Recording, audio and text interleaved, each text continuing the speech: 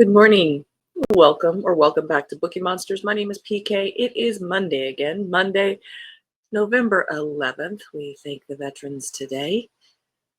Hope you had a good weekend. Mine was pretty good.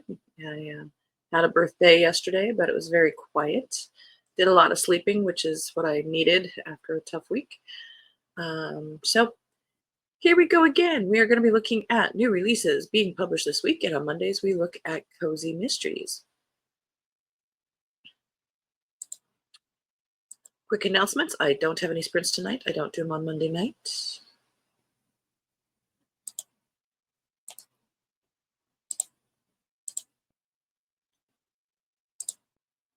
We will have them tomorrow, though. Tomorrow night at 8 p.m. Eastern, and they go for 2.5 hours. And I'm not going to pronounce this correctly, but I'll give it a shot. Guilt and Ginatan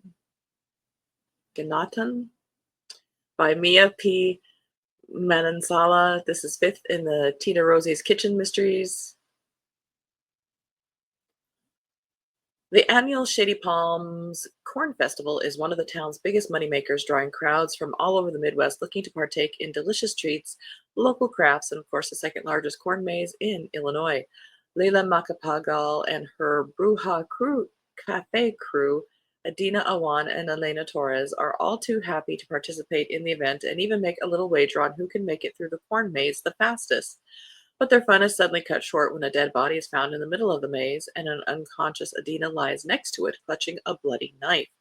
The body is discovered to be a local politician's wife, and all signs, murder weapon included, point to Adina as the culprit. But Lila knows her best friend couldn't have done this, so she and her crew put on their sleuthing caps yet again to find the killer who framed Adina and show them what happens when they mess with a bruja. Excuse me.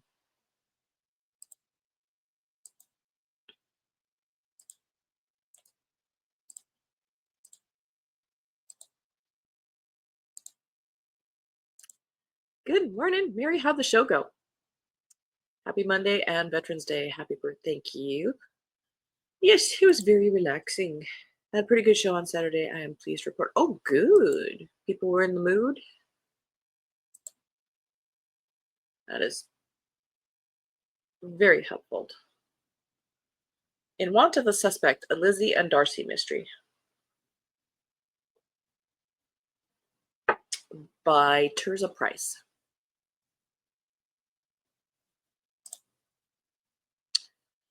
It is a truth universally acknowledged that London's first female solicitor in possession of the details of a deadly crime must be in want of a suspect. The tenacious Lizzie Bennet has earned her place at Longbourn, her father's law firm. Her work keeps her busy, but luckily it gives her plenty of reasons to consult and steal occasional kisses with Mr. Fitzwilliam Darcy, a stern but secretly soft-hearted solicitor at Pemberley. Lizzie is hired to investigate a deadly warehouse fire and to find the mysterious woman who was spotted at the scene moments before the flames took hold. But when the case leads to the sitting room of a woman Darcy once proposed marriage to, the delicate balance between personal and professional in the relationship is threatened. Questions of the future are cast aside when the prime suspect is murdered and Lizzie's own life is threatened. As the body count rises and their suspicions about what was really going on in the warehouse grow, the pressure is on for Lizzie and Darcy to uncover the truth. First in a new series, but seriously, if you're going to not be Pride and Prejudice, come up with your own names. Just saying.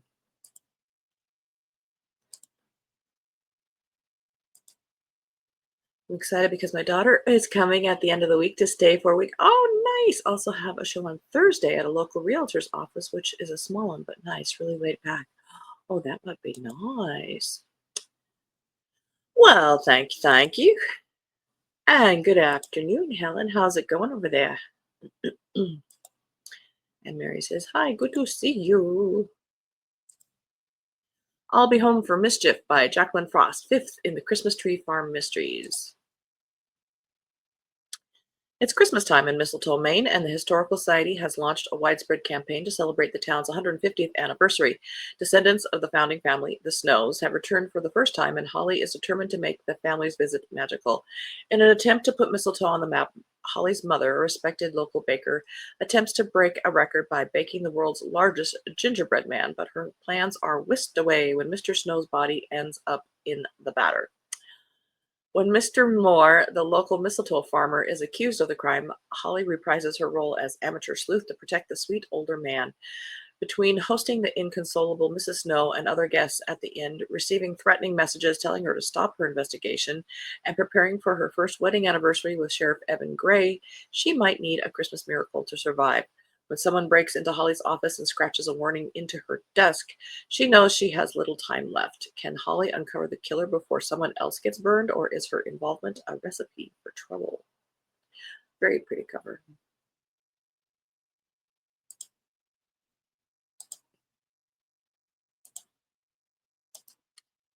Rita Mae Brown has a new one. Time Will Tell, 16th in the Sister Jane series. Between organizing a joint session with her friends at Bull Run Hunt, leading her own Jefferson Hunt Club's fox hunting season, and looking after her beloved hounds and horses, Sister Jane Arnold is as busy as can be. She and her friend Tootie Harris are helping to lure home Hunt Club member Cindy Chandler's two escaped cows, Clytemnestra and Orestes, when they discover an expensive watch carelessly abandoned on an overgrown path.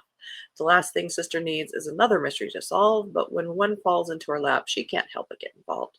Days later, a young man is murdered, one with seemingly no connection to the pricey jewelry or a life of crime.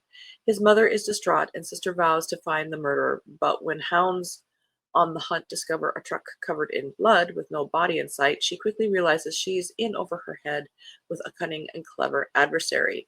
Can she find the link and stop the murderer before they strike again? Only time will tell. End of row one.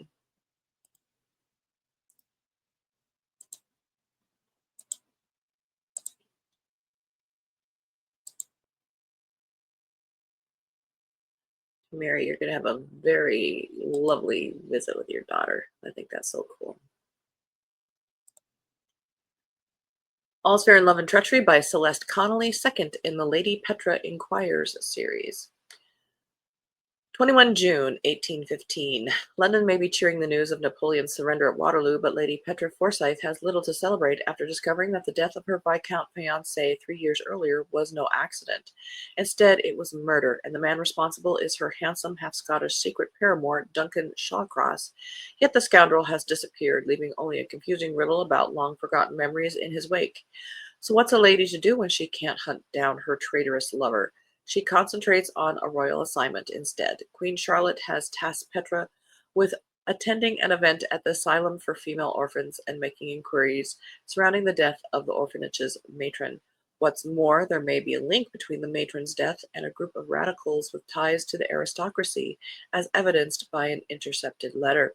Then Petra overhears a nefarious conversation with two other men about a plot to topple the monarchy, set to take place during 3 days of celebrations currently gripping London. As the clock counts down and London's streets teem with revelers, Petra's nerves are fraying as her past and present collide. Yet while all's fair in love and war, she can never surrender, especially when more orphan girls may be in trouble. And to save their lives, the monarchy itself, and even her own heart, Lady Petra must face her fears with the strength of an army of soldiers and fight with the heart of a queen.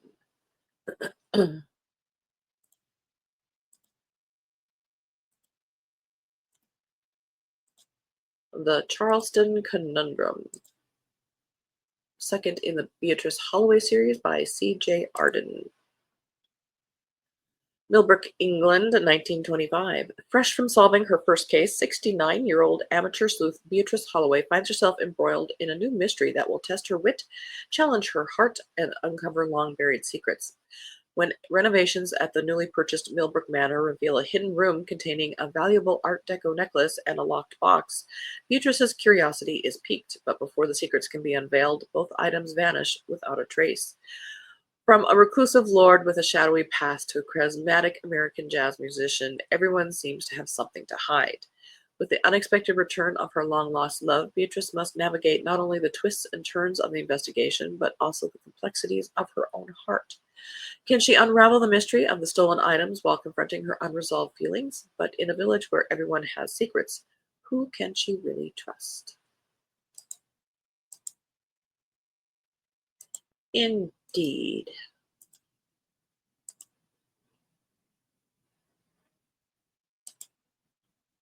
Hi, Emily. Just FYI, you should read Premeditation by Trisha Price, as that is where Darcy and Lizzie meet first. Gotcha. Thank you. And Mary says, hi, Emily.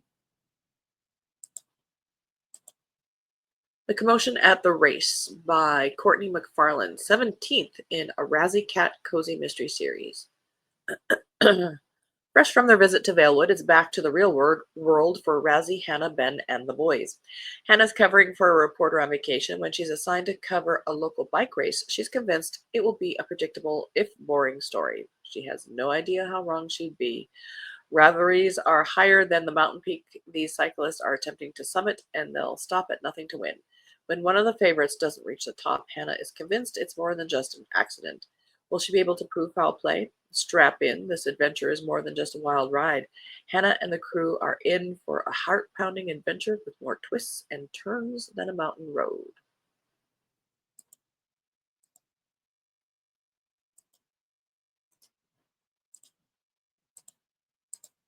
The Midnight Coven, an Osprey Cove mystery, 4th in that series by Adrian Trapp. When the enigmatic drinking game Midnight Coven arrives in Osprey Cove, Maddie Moore's life takes a chilling turn. Led by the formidable Vivian Blackthorne, this dark coven stirs whispers of curses and unknown powers, leaving the town on edge. Maddie begins to uncover layers of Osprey Cove's magical history that are tied to a mysterious artifact and to a shocking murder that has shaken the community. As she pieces together clues, Maddie finds herself drawn deeper into a web of secrets where the line between good and evil blurs and the coven's dangerous allure threatens to pull her into darkness. End of row 2. We're moving right along because there's always a lot. When the Carnival Came, an Olivia Penn mystery, 4th in that series by Kathleen Bailey. That's a pretty cover. For fans of Clue and Nancy Drew, spring is blooming in Apple Station, Virginia, and advice columnist Olivia Penn's new romance is heating up. With love in the air and the carnival in town, life seems picture perfect until a stranger arrives at her door with carnations and a cryptic message for her friend. When Olivia follows the trail and finds her friend standing over a dead body, she discovers there's more to the carnival than just fun and games. Compelled to keep an impossible secret from both her new love and the police, Olivia is recruited to go undercover and investigate who among the quirky carnival crew had a motive for murder. In a race to protect her friend and solve the crime, she must trust a man she never expected to see again. Together, they execute a daring plan to bring a killer to justice and save the lives of 30 very precious, valuable, feathered friends. With the killer on the verge of vanishing without a trace, justice and her life hinge on quick thinking and a bold move. Will she and her new love survive to see another day?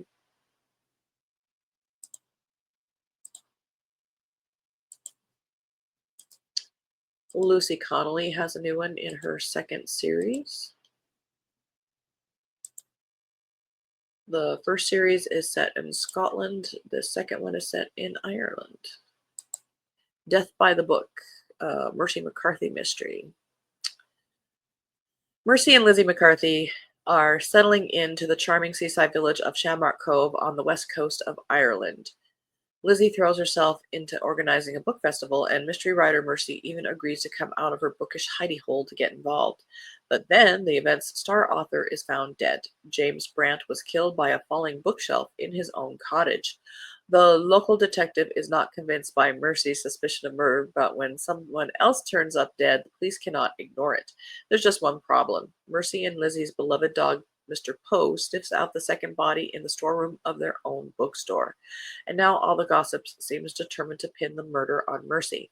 Convinced the police are focusing on a red herring in this real-life case, Mercy needs to act fast to clear her name. Meddling mayor, a cheerful chef, and a bashful botanist make her suspect lists, but it's not until Mercy discovers a tatty old photograph in the local library archive that she is onto the killer's trail.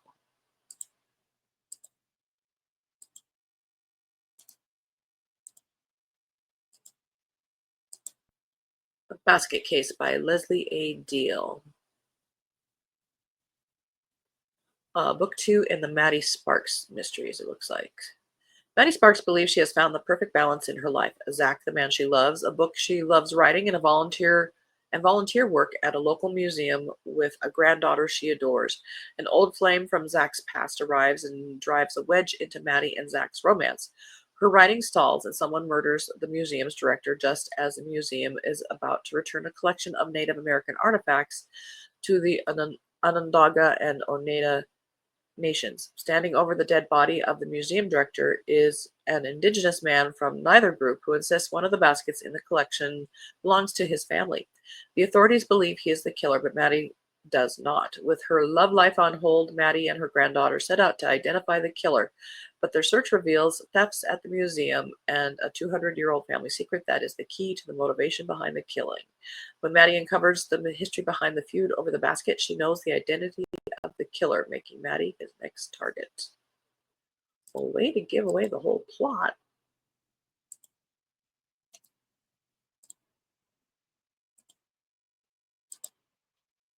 The Snow Globe Affair.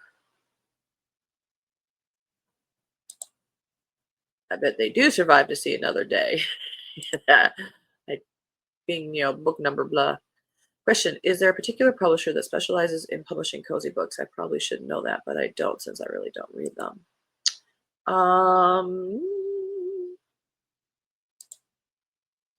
Nothing comes to mind. There's a lot of them in the Kindle Unlimited, which are self-published / Amazon released. Snow Globe Affair by Anna T. Drew, related to Julie Cavallo Investigates. Mathematician Zach Rigold must team up with psychic cat Cavallo to win the city's ultimate scavenger hunt. Assisted by Kat's esoteric friends and Zach's meddlesome neighbors, they race to solve cryptic clues set by a mysterious philanthropist. Between dodging high-speed chases, outsmarting rivals, and bungling home invasions, the holiday magic sneaks up on them, and so do feelings they never saw coming. But their adventure takes a dark turn when the pair uncovers a shocking deception. Suddenly, Kat and Zach are swept into the biggest heist Paris has ever seen. With the conspiracy closing in and sparks flying between them, can they survive the wildest Christmas of their lives?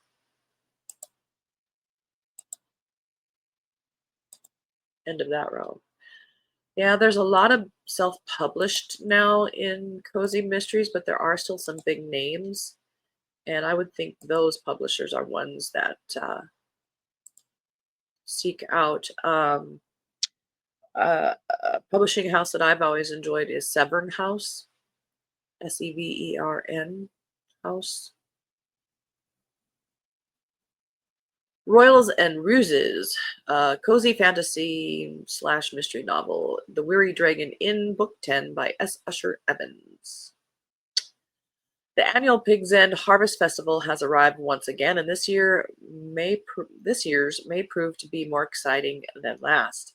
Rumor has it Queen Meandra herself will be coming to oversee the festivities, a fact that has both confused and excited the rural citizens.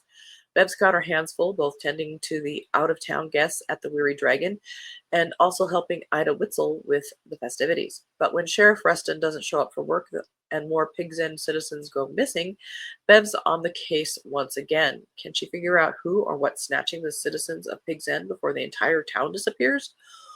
Or there's no one left to help with the Harvest Festival? More important, when the Queen finally arrives, Royals and Ruses is the final book in this series. Aww. I know they cranked out pretty fast.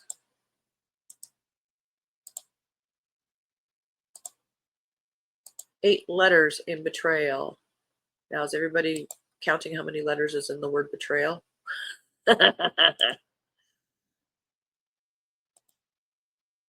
Again, I repeat, I bet they do survive. Indeed. I hate that they do that. They always end with a question to kind of, it's a marketing thing to, oh, will they? But will they survive? Well, this is book number 27. So yeah, I think they will. That's just being snarky. And you know I love snarky. This is a Tracy Belden murder mystery. What? Trixie was already taken, I agree. Louise Foster is the author, 8th in the crossword puzzle cozy mysteries. All I wanted was some candy at the local store. But what I got was an unidentified murder victim. No one knows who she was, but or how she got into the locked storage room or who killed her. I'm Tracy Belden, a PI. Though I've solved a few murders in my first year in the field, I'd like to have a clue to start with. Within a day, I have multiple missing women with ties to the neighborhood, including my neighbor's granddaughter, who could either be the killer on the lam or the dead woman. With my tween son trying to be Sherlock Holmes and my geriatric landlady rousing the neighborhood to help solve the case, my brain is on overload. The last thing I need is to hear from the quirky blonde who follows my cases. Unfortunately, she may hold the key that will lead me to the killer.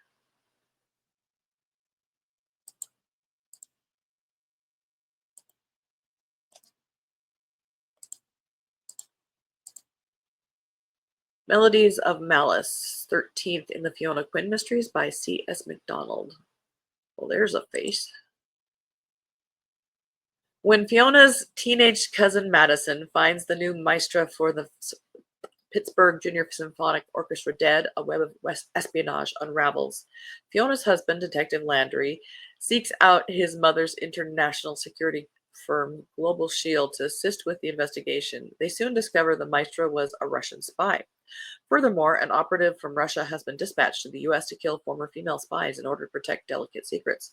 While the possibility that Madison's life is in danger, Detective Landry places her under protective custody in his and Fiona's home.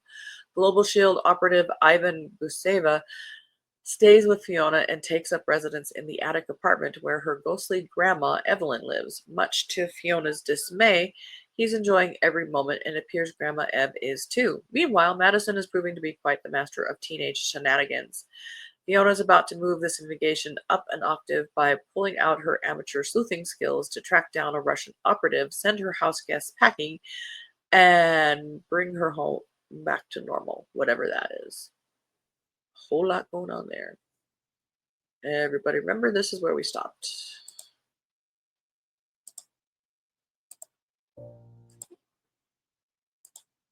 Well, we are out of time.